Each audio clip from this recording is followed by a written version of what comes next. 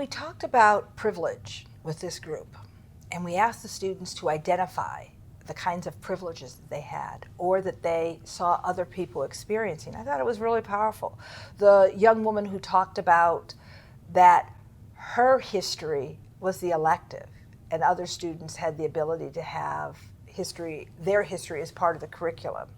The male student who didn't think he had privilege because he was African American, but yet when I asked him about his privilege as a male, and he said, oh, and he got back to it later in the conversation talking about that privilege.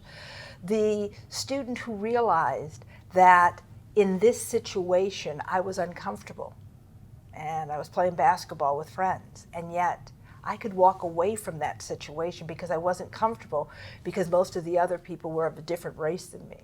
It's probably easy for me as a young Black woman to not see myself as privileged, but in a lot of ways, I grew up in the suburbs. I went to a private school.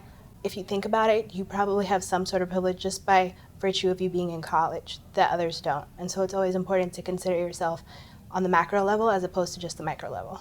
I feel like I have to defend myself sometimes when I do say that I'm from the city, because a lot of people, they'll follow up with questions like, did you feel safe?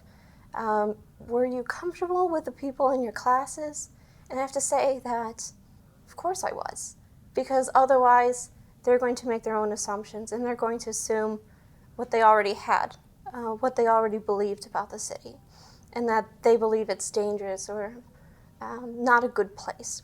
So I feel like I have to defend it, and I feel like it's unfair in a way. My white male friend was raised in a community of predominantly Black people.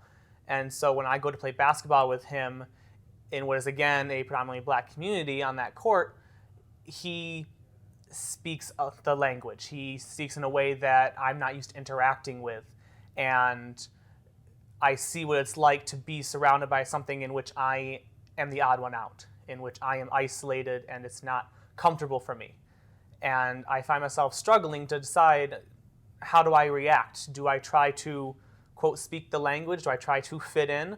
Or will that be seen as appropriation or being something that I'm not?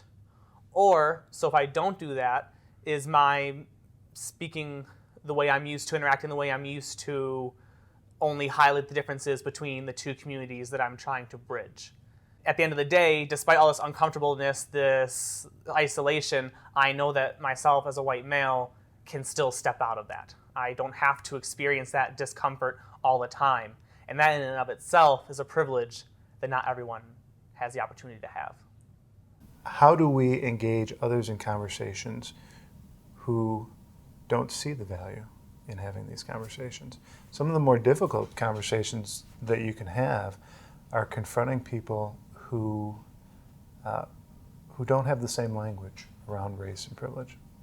I think that having conversations about race and privilege is definitely more of an opportunity to bridge us together than taking us apart, because we're acknowledging how we're feeling in situations, our experiences, and just talking about those allows us to self-reflect and step into the shoes of somebody else, and to really take some time to actively listen to the experiences of others, whether they are experiencing privilege or experiencing oppression. Really taking that time and having those difficult conversations, even when you feel uncomfortable and don't know what to say, to simply acknowledge that that is somebody else's experience is a very powerful moment in that type of dialogue. We know that the more that we have conversations around difference, and that we interact with people that are different than us, that it will decrease prejudice. You know, the studies have shown you want to decrease prejudice, interact more with people who are different than you. We are all individuals who have some privileges and don't have others. Rarely is there a case in which someone has all of them or none of them. We all need to be able to take a step back and find where our privileges are and where that gives us a responsibility, and where our privileges aren't, and what needs to be done to address that situation. Everyone belongs and is relevant in that circle, purely because of the combination of privileges they do and do not have. I think the responsibilities that we have having privilege is that We have to continue these conversations. We have to go into classrooms and talk about it. We have to talk about it in everyday situations, because race does not stay in one little bubble. It affects every aspect of life. We have a unique opportunity on a college campus to change the world. I really believe that. It's why we do this work, that we can begin these conversations. We are with students who are saying, I want to learn.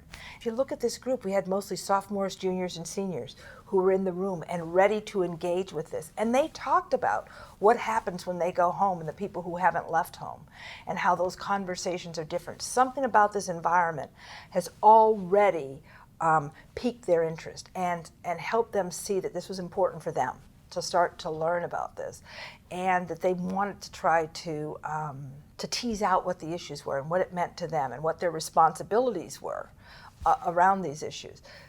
People are having similar questions and experiences that I am right now, and hearing those who are experiencing oppression in relation to race and privilege, how they want to speak about these conversations, and hearing that other college students really want to have these conversations is something that's very inspiring to me. So just hearing how people have begun these conversations has helped me understand how to do that in the future.